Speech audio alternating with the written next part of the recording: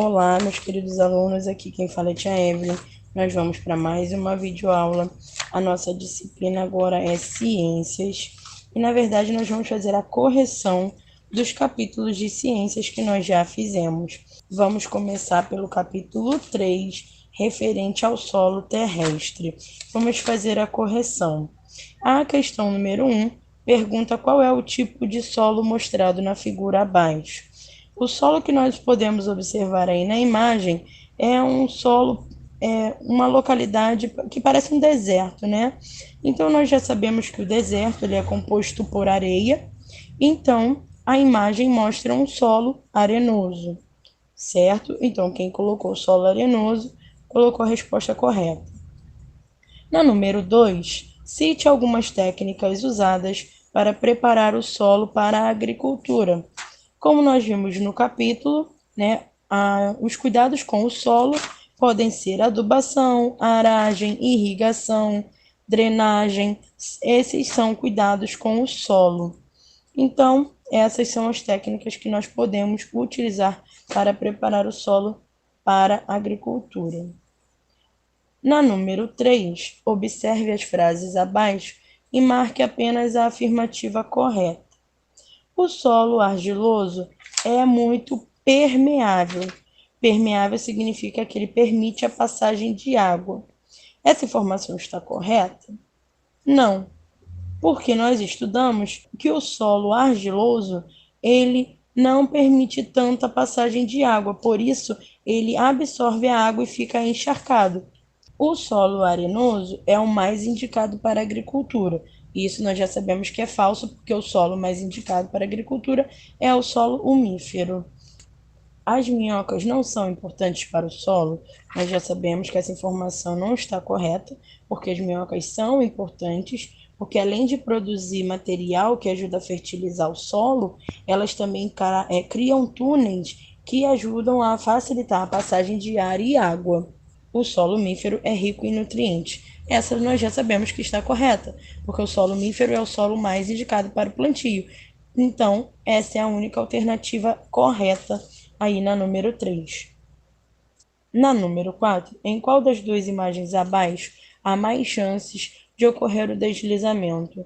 Nós estamos vendo aí duas imagens, uma de uma encosta mais coberta de vegetação e aparentemente aí parecem rochas, né, pedras, e a outra que é uma encosta de terra, onde a gente tem mais possibilidade ou probabilidade de ter um deslizamento é na encosta de terra, porque não tem nenhuma vegetação, não tem nada ali que ajude a segurar essa terra, o que pode ocasionar um deslizamento.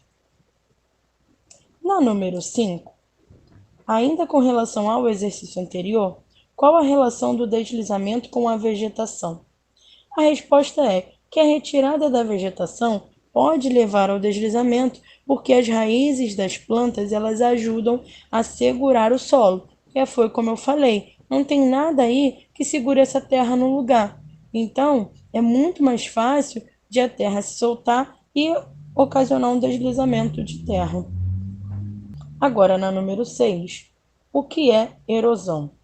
A erosão, nós sabemos que é o processo natural de desgaste, transporte e sedimentação do solo que pode ocorrer pelas ações da água, dos rios, ventos, gelo e outros. Na número 7, a pergunta é: de que forma você convenceria uma pessoa a não desmatar a natureza? Essa é uma resposta pessoal, onde você tem que escrever algo que convença uma pessoa a não desmatar a natureza. Vocês podem escrever o que vocês acham que é necessário para convencer uma pessoa a não desmatar a natureza. Na número 8, a gente já pede para diferenciar os tipos de intemperismo.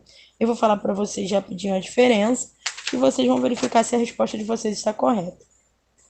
No intemperismo químico, ocorre uma mudança na composição dos minerais que formam as rochas. No intemperismo físico, ocorre apenas uma desagregação da rocha. O que seria isso? É quando a rocha ela só se parte, racha, onde há uma transformação da rocha em pedaços menores. E o intemperismo biológico é um processo de transformação das rochas que ocorre pela ação dos seres vivos, tá? Como nós já vimos na aula. Na questão número 9, por que a retirada total ou parcial da vegetação pode ser prejudicial? Porque pode aumentar o efeito estufa, diminuir a umidade local, causar deslizamentos de terra e diversas outras coisas. Retirar a vegetação é prejudicial por muitos fatores. Na número 10, a pergunta é assim: Jurandir resolveu ajudar um amigo que possui uma pequena propriedade rural.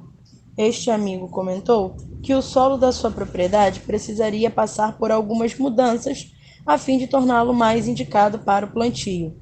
As questões principais eram a pobreza de nutrientes e a falta de umidade no solo. O que você poderia sugerir ao seu Jurandir e, consequentemente, ao seu amigo? Nós já falamos sobre as técnicas de cuidados com o solo. E como nós podemos resolver a primeira questão aí, que é a falta de nutrientes no solo? O processo que ajuda a enriquecer o solo com nutrientes, nós chamamos de adubação. Aí ele tem um segundo problema, que é a falta de umidade no solo. Para regiões muito secas, nós utilizamos a irrigação. Então, como nós poderíamos ajudar o seu Jurandir e o amigo dele a melhorarem esse solo, já que o problema dele é falta de nutriente e falta de umidade? Irrigação e adubação. A irrigação para colocar água nesse solo, né, para trazer a umidade para esse solo, e a adubação para trazer os nutrientes.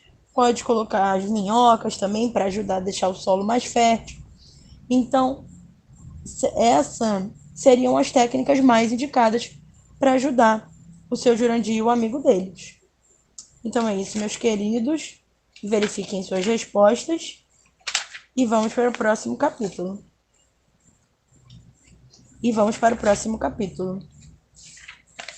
No capítulo 4, os movimentos da Terra, nós fizemos a leitura do capítulo e agora vamos falar sobre os exercícios. No capítulo 4, primeira questão, a pergunta é: quais planetas realizam o movimento de translação? Nós sabemos que todos os planetas realizam o movimento de translação, pois é o movimento que os planetas fazem em torno do Sol.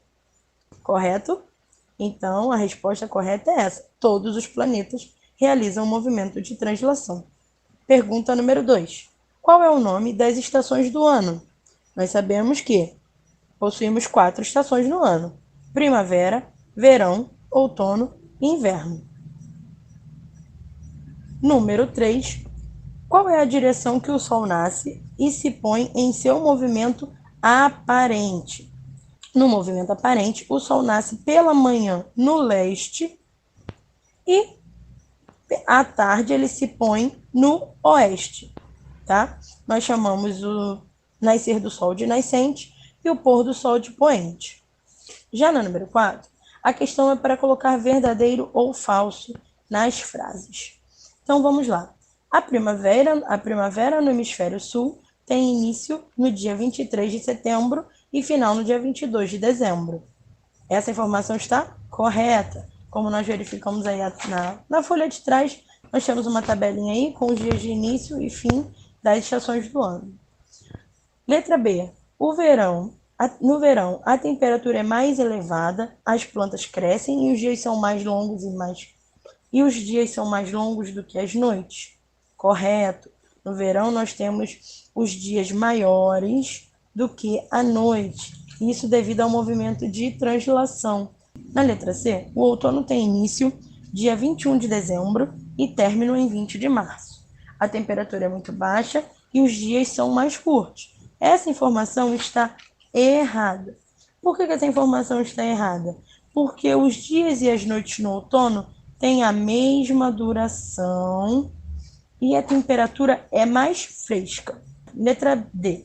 No inverno, os dias são mais longos, as noites mais curtas e normalmente as flores florescem com maior intensidade. Essa informação também está errada, porque no inverno o que é mais longo são as noites, porque o inverno é o oposto do verão. Se no verão os dias são mais longos, no inverno as noites são mais longas. E o inverno não é a estação onde as flores florescem. O inverno é a estação mais fria. Então, não é tão favorável ao desenvolvimento da planta. A número 5, explique o tempo de duração de cada estação. Vamos falar sobre essa pergunta. As estações do ano, elas estão relacionadas ao movimento de translação.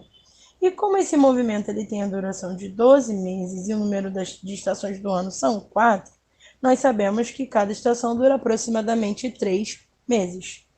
Já na número 6, observe a imagem abaixo.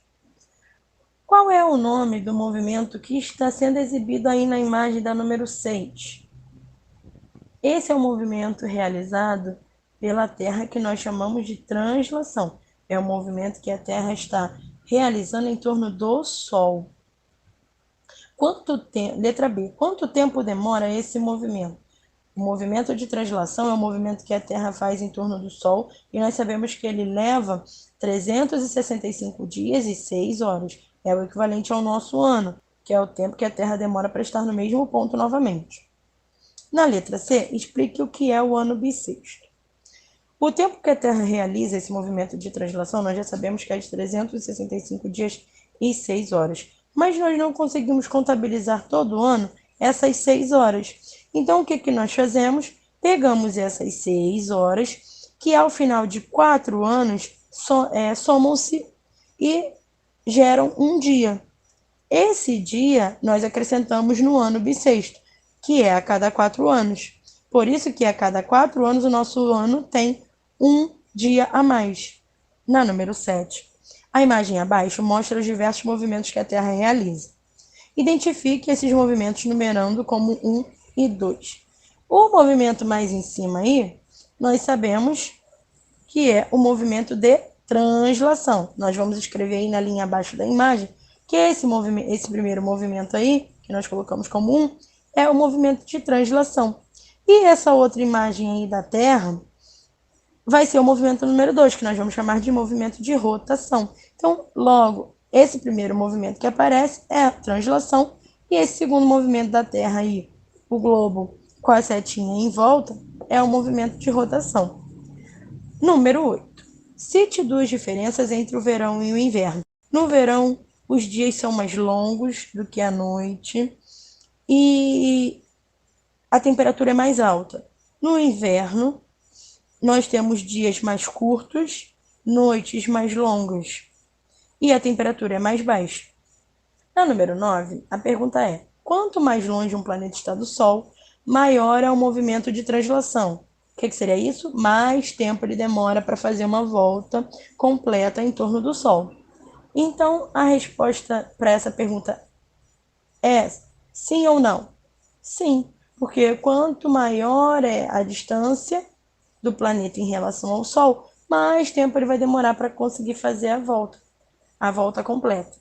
E por último, na número 10, a quantidade de luz que chega em todas as partes do planeta Terra é a mesma? A resposta para essa pergunta é: a iluminação do Sol ela não é da mesma forma em todos os lugares da Terra, porque a Terra, além de ser redonda, possui uma inclinação, que vocês já viram, que eu mostrei para vocês que a Terra não fica retinha, ela é um pouquinho inclinada. Então, nós temos partes do globo que são partes da Terra que são iluminadas, em outros momentos, outras partes são iluminadas. Então, a iluminação do Sol não é a mesma em todos os lugares da Terra. Então é isso, meus queridos. Nós fizemos a correção dos 2 capítulos de ciências e no próximo vídeo faremos a correção dos capítulos de geografia, tá bom? Fiquem com Deus e até o próximo vídeo.